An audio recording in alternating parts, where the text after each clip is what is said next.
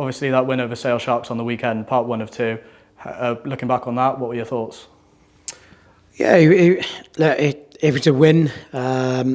We just didn't perform out there, especially that first half. And what was really pleasing, I asked for a reaction second half, and that's what we got, which is very pleasing for us. But we need to improve, making sure that we're going into these games, these next 3 games, and Sale away on Sunday is a big one. Yeah, you mentioned that still plenty of room for improvement. I guess that's a double-edged sword in the way that you still see how far you've got to go, but ultimately also coming away with that bonus point win. Yeah, definitely. You know, you look at the Bristol game. I thought our scrum was outstanding, and it probably won us that game in the end. But also, you look at Saturday in the first half. The scrum won us the first half. So you look. We got youngsters coming into this squad, and it's great to be giving these youngsters an opportunity. But when you haven't got senior players around those youngsters, then it does become very difficult. But having Hannah Jones come off the bench, I thought she was very good in the way she managed the players inside of her and outside of her. And the feedback from the youngsters was very nice to have Hannah back there.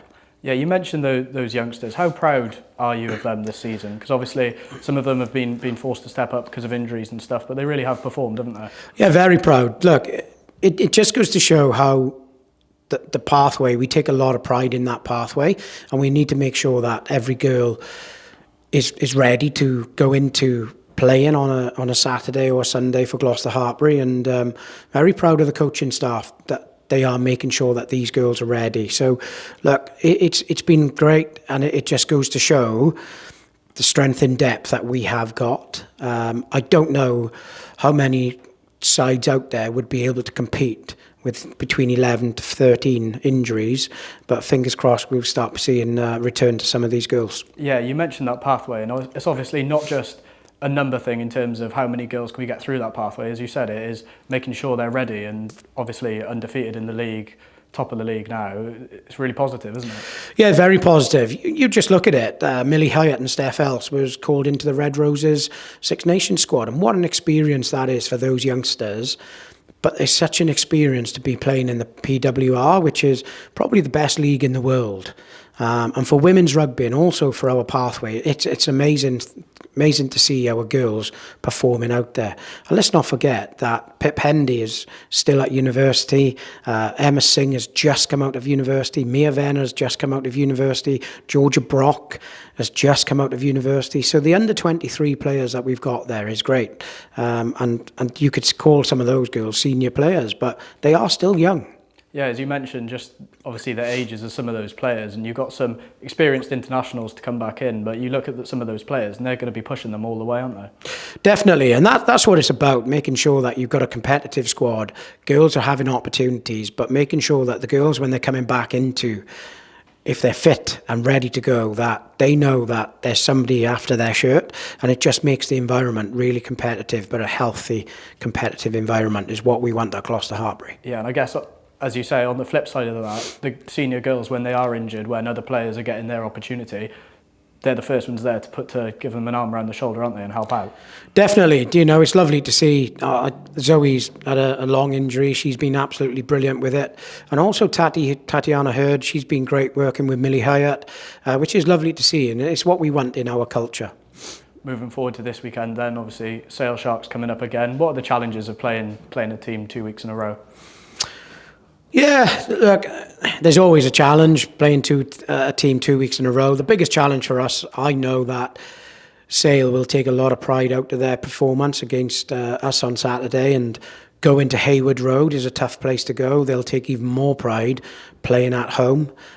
So we know what we've got, the challenge ahead of us, and we know that these next 3 games are really big for the Gloucester Hartpury, but week 1 of that is Sale away, and it's going to be very, very physical. Yeah, and I guess for the girls, it's about taking confidence from that win, but maybe not being overconfident and going up there thinking you're going to win.